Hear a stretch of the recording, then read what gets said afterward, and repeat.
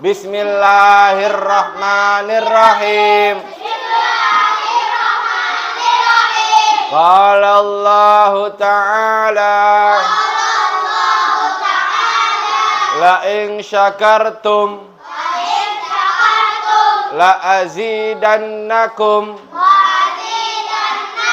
wa la in kafartum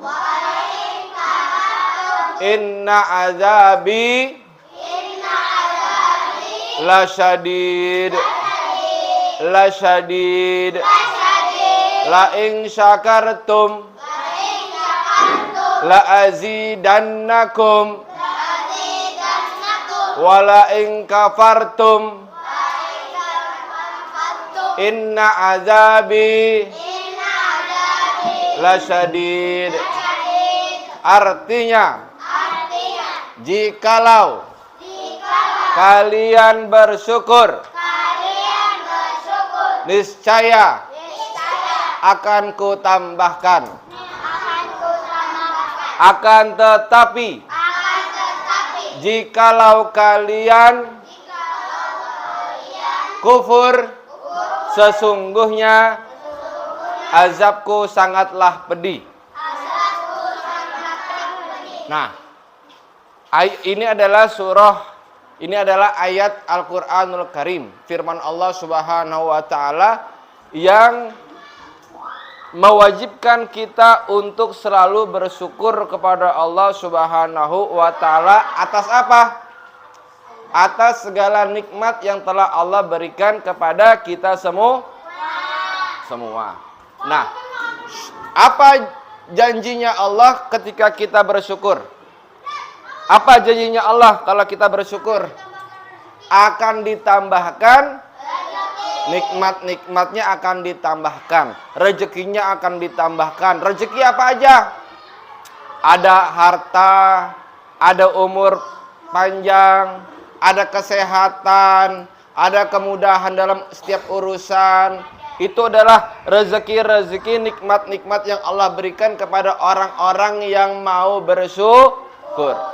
Nah, salah satu syukur juga adalah di mana kita harus menjadi orang baik, tidak pelit, tidak kikir, tidak koret.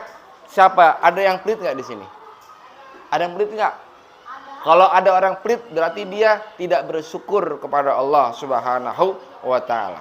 Nah, dia baik, suka memberi, suka membantu yang lemah, itu tandanya dia bersyukur kepada Allah Subhanahu wa taala. Dan kebalikannya, kalau Lutfan, kalau Altamis, kalau Alfa, kalau Sergio pelit, itu tandanya dia tidak bersyukur akan nikmat Allah Subhanahu wa taala. Pengen ditambahkan atau pengen diazab? Pengen ditambahkan nikmatnya oleh Allah atau pengen dikasih azab? Tentu sebagai orang beriman, orang yang waras, pengennya ditambahin. Tapi kalau pengen ditambahin, Lutfan, syukurnya juga harus ditingkatkan. Syukurnya malas-malesan, dikit-dikit ngeluh, dikit-dikit mengeluh. Bagaimana Allah akan tambahkan nikmat kepada Afiqah? Bagaimana Allah akan tambahkan nikmatnya kepada Gendis? Kalau setiap hari cuma bisa ngeluh, Pak, capek Pak, capek Pak, capek Pak. Capean mana ayahmu, ibumu sama kamu? Ayah. Capek mikirin bagaimana biar Afiqah bisa sekolah sampai tinggi. Bagaimana mikirin, bagaimana berpikir biar Lutfan, Altamis, Aufa itu bisa lancar sekolahnya sampai perguruan tinggi. Kalian cuma jajan, belajar, istirahat. Itu nggak seberapa capeknya. Capean juga ibundamu Lutfan. Capean juga ayahmu, Sergi, Aufa, Altamis. Capek pikiran. Bagaimana? Oh iya, anakku si Lutfan, anakku si Altamis bulan ini belum bayar SPP. sedangkan kantong lagi kering-keringnya. Mikir nggak tuh ayah? Bagaimana caranya biar bisa bayar SPP? Mau minjem malu. Kemarin masih belum bayar pinjamannya. Mau nggak mau kan berpikir tuh ayah. Untuk siapa? Untuk kalian semuanya, untuk anak-anaknya semua. Bagaimana anaknya biar bisa senang, bahagia. Itu. Sebagai anak pun juga harus mau bersyukur ketika dia berada di sekolah, rajin belajar, tidak ngobrol mulu, nggak ngegibah mulu. Nah, oke. Hah? Berita baru. Oke. Nah, itu ya salah satu gimana caranya agar Allah itu menambahkan nikmatnya, rezekinya kepada orang-orang yang beriman. Tentunya kita harus menambah rasa syukur kita kepada Allah Subhanahu wa taala dengan selalu mensyukuri apa yang kita miliki. Mensyukuri apa yang kita miliki. Siapa yang pengen punya uang banyak? Pasti semuanya pengen. Sekarang pertanyaan kedua. Siapa yang pengen punya uang sedikit? Tuh, nggak ada yang mau kan? Tuh, gitu. Nah, kalau ditanya siapa pengen enak, pasti semuanya nunjuk. Saya pengen enak. Tapi di saat siapa yang pengen susah, nggak ada yang mau. Nah, lalu bagaimana caranya? Kita menerima apapun pemberian Allah. Dari yang sedikit kita terima, insya Allah menjadi banyak dan menjadi berkah. Langsung banyak tapi nggak berkah. Bagaimana? Nah, baik. Nah, dan oke. Lalu berikutnya adalah ada kisah tentang Sa'labah. Bener nggak? Ada kisah tentang Sa'labah. Ada, tanya. Ada kisah tentang Sa'labah.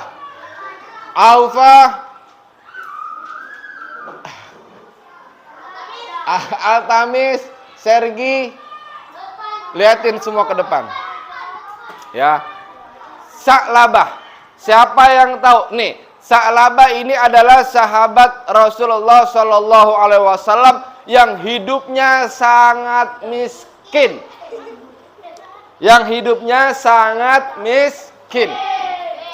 Ini sahabat Rasulullah namanya Sa'labah ini.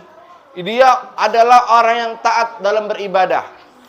Setiap hari dia sholat berjamaah. Paling depan. Setiap hari dia sholat berjamaah barisan paling depan. Tetapi tidak selesai salam ketika Assalamualaikum warahmatullah, dia tidak melanjutkan zikir, tetapi dia langsung pulang ke rumah. Apa sebabnya Sa'labah langsung pulang ke rumah tidak mengikuti zikir? Kenapa? Karena pakaian yang ia pakai, sarung yang ia pakai bergantian dengan istrinya. Satu sarung dipakai dua orang, Sa'labah dan istrinya. Istrinya kalau mau sholat, dia harus nunggu Sa'labah pulang dari masjid, baru dia bisa sholat. Karena saking susahnya cuma punya satu sarung. Kita sarungnya banyak, sarungnya banyak, tapi ya kan gantinya mau kena. Iya, ya. Saking miskinnya, saking susahnya, ini Sa'labah bergantian kain untuk sholat. Terpaksa Sa'labah itu ketika ia sholat tidak ikut zikir, setelah salam dia langsung pulang ke rumah karena ditunggu sama istrinya yang pengen sholat juga. Nah, lalu ditanya sama baginda Rasul, ya Sa'labah, kenapa engkau langsung pulang, tidak mengikuti bersama kami berzikir? Apa kata Sa'labah? Ya Rasulullah, aku ini orang yang susah, orang yang miskin. Aku cuma punya satu sarung, satu kain, dan kain ini aku pakai dengan istriku. Makanya selesai sholat, selesai salam, aku langsung pulang karena ditunggu oleh istri yang sedang ingin sholat. Nah, Satu sarung dipakai 2 orang, Sa'labah dan istrinya. Ya Rasulullah, jika memang kau berkenan mendoakan aku agar aku diberikan kekayaan, sehingga aku bisa beribadah dengan maksimal, tidak seperti kemarin berganti-gantian dengan istriku. Aku bisa beli kain yang kedua, aku bisa beli kain yang ketiga, sehingga aku bisa maksimal dalam beribadah. Dia minta Rasulullah SAW mendoakan Sa'labah untuk menjadi orang yang kaya. Doanya Rasul dan doanya Pak Salim jelas beda. Kalau doanya Rasul, ya Rabb, kasih Sa'labah kekayaan, langsung kasih kekayaan. Nabi yang berdoa. Tapi kalau Pak Salim yang berdoa, ya Rabb, kayakan Al-Tamis. Tar dulu. Udah salimnya hancur, Al-Tamis juga hancur. Maka doanya masih ngawang-ngawang. Tuh, tapi kalau yang mendoakan itu baginda Rasul, ya Rabb, kayakan Al-Tamis. Ya Rabb, kayakan Lutfan. Ya Rabb, kayakan Gendis. Langsung kaya. Tapi itu kalau Rasul yang berdoa. Kalau Pak Salim yang berdoa, belum tentu. Karena masih banyak dosa. Rasul dosanya dimaafkan dan gak ada dosa, maksum, bebas dari dosa. Makanya doanya langsung tanpa hijab. Tahu tanpa hijab? Tanpa penghalang. Wus, langsung didengar oleh Allah Subhanahu wa ta'ala. Nah, walhasil ketika Sa'labah didoakan oleh baginda Rasul, lalu Rasul pun langsung memberi juga seekor kambing betina. Dari betina itu akhirnya dia memiliki 1 ekor kambing, lalu kambing itu beranak pianak, ya. Walhasil kambing yang tadi cuma 1, berkat Rasulullah SAW berdoa untuk Sa'labah, maka kambingnya Sa'labah ini menjadi banyak. Dia menjadi bos kambing. Siapa di sini bapaknya bos kambing? Nah, ketika Sa'labah di sini sudah menjadi peternak kambing, menjadi peternak yang sukses, memiliki kambing yang banyak, apa yang terjadi? Apa yang terjadi? Sa'labah tidak terlihat lagi di barisan sholat berjamaah. Sa'labah tidak lagi nongol di masjid. Sa'labah tidak lagi nongol di surau. Sa'labah tidak lagi nongol di musola. Sa'labah tidak lagi nongol sholat berjamaah dengan baginda Rasulullah SAW. Di mana ya Sa'labah? Siapa yang melihat Sa'labah? Kemana Sa'labah? Selama ini tidak pernah kelihatan lagi di barisan kita sholat. Sa'labah sibuk ya Rasulullah. Sibuk ngapain? Sibuk ngurusin kambing ya Rasulullah. Emang kenapa? Kambingnya banyak ya Rasulullah. Dia sudah sukses ya Allah ya Rasulullah.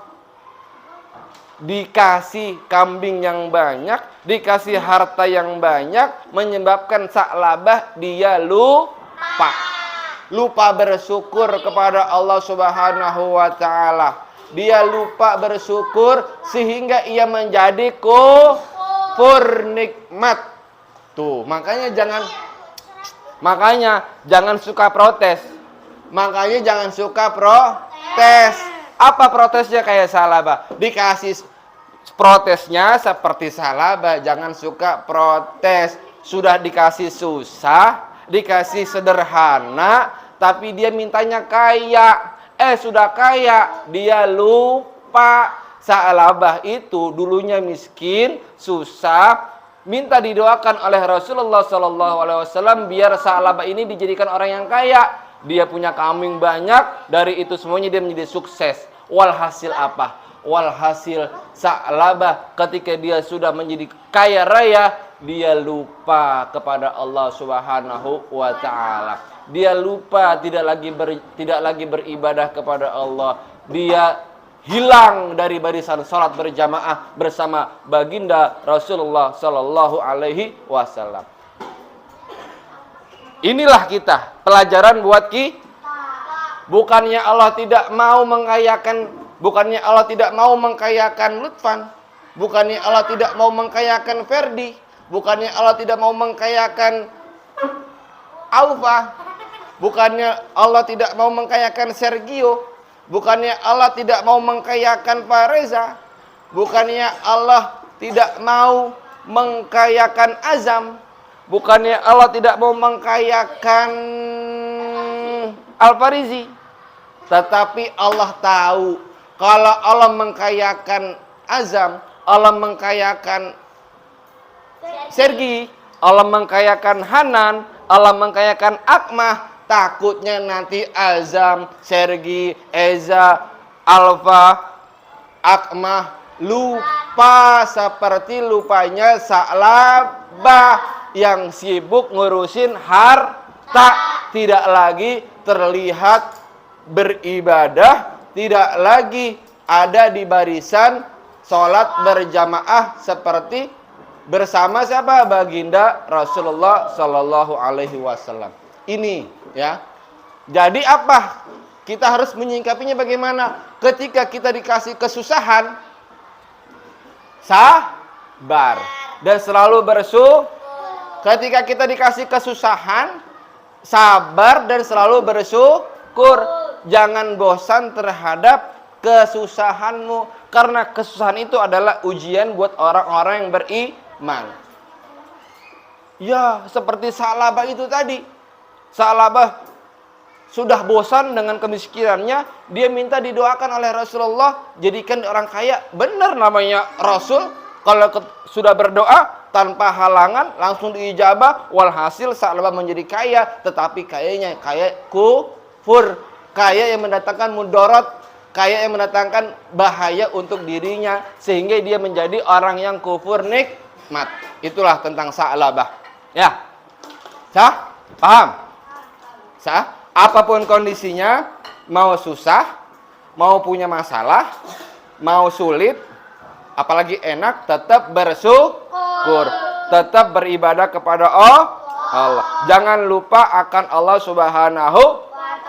Jangan menjadi orang yang ingkar, jangan menjadi orang yang kufur nikmat. La in syakartum,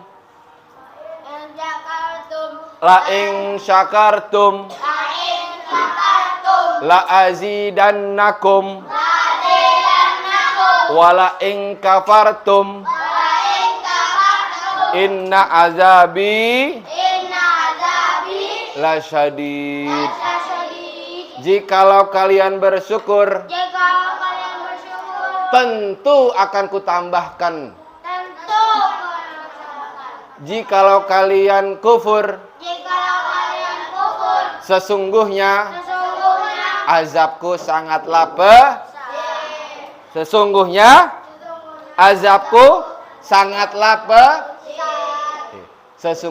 azabku sangatlah pedih.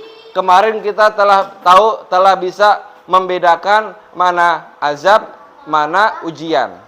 Kalau orang beriman, musibahnya disebut uji.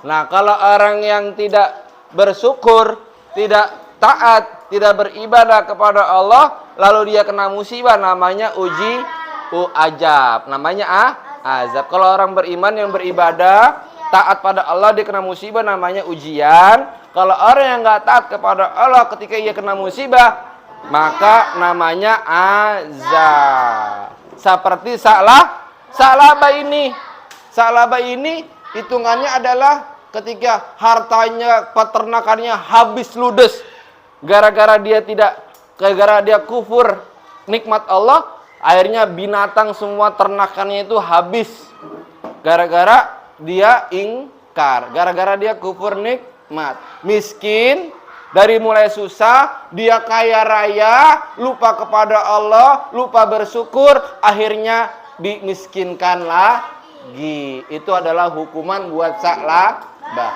Nah, contoh misalkan Al-Tamis dari susah, kaya. Kalau sudah kaya, jangan lupa. Apa yang baginda Rasul inginkan? Apa yang Allah inginkan terhadap Sa'labah? Hei, Al-Tamis lempar. Apa yang Allah inginkan kepada Sa'labah? Apa yang baginda Rasul inginkan kepada Sa'labah? Yang diinginkan baginda Rasul kepada Sa'labah adalah istiqomah. Baik susah ataupun senang, tetap ia bersyukur, tetap ia beribadah, tetap ia sholat. Nah, paham? You know? You understand? Understand? Oke. Tugasnya halaman berapa itu? Belum disuruh ngerjain, tunggu ngerjain. PG. PG itu apa PG? Pilihan.